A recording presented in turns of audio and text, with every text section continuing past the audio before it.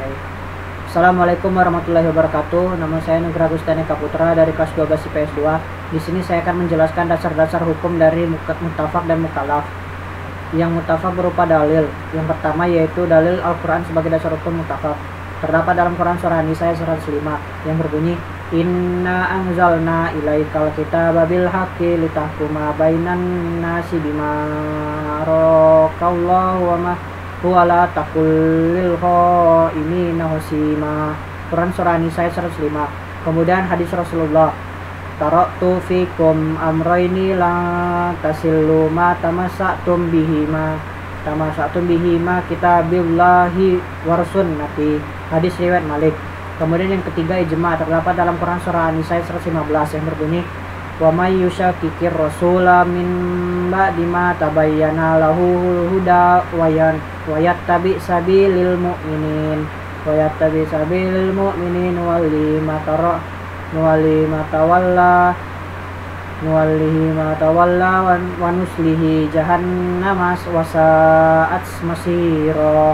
Quran surah An-Nisa 115. Kemudian yang terakhir yaitu kias, terdapat dalam Quran surah An-Nisa 59 yang berbunyi, Ya ayyuhallazina amanu atiiullahu wa atiiur rasul wa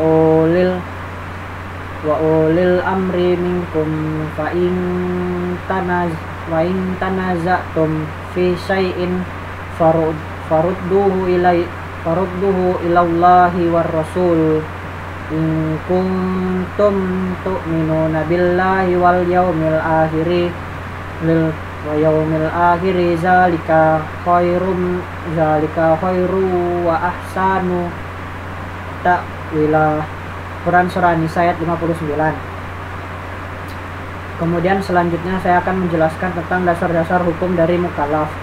Yang pertama yaitu istishab. Istishab menurut bahasa mempunyai arti selalu menemani atau selalu menyertai. Sedangkan menurut istilah, istishab adalah menjadikan hukum yang telah tetap pada masa lampau terus berlaku sampai sekarang karena tidak diketahui adanya dalil yang merubahnya. Kemudian yang kedua yaitu sadzus zariyah. Terdiri dari dua suku kata yaitu zaz dan zariyah. Saz menurut bahasa mempunyai arti yang artinya menutup dan zariyah artinya jalan.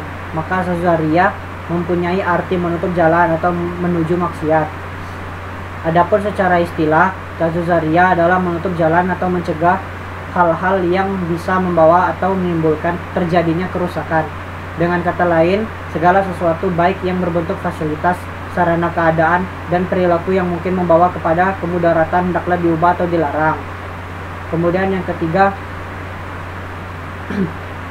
ketiga adalah urf. Ulama usul sepakat bahwa urf adalah sahih, dapat dijadikan hujah atau sarana dalam menetapkan hukum syara'. Urf dapat dijadikan sebagai hujah.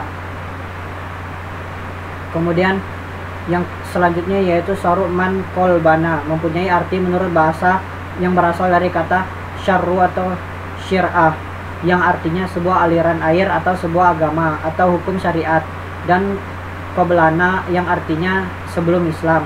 Menurut istilah, syar'u man qoblana artinya syariat yang diturunkan Allah Subhanahu wa taala kepada umat sebelum umat Nabi Muhammad SAW, yaitu ajaran agama sebelum datangnya ajaran agama Islam melalui perantaraan Nabiullah. Kemudian yang selanjutnya yaitu mazhab sahabi. Artinya menurut bahasa ialah pendapat sahabat Rasulullah SAW tentang suatu kasus di mana hukumnya tidak dijelaskan secara tegas dalam Al-Quran dan Al-Sunnah.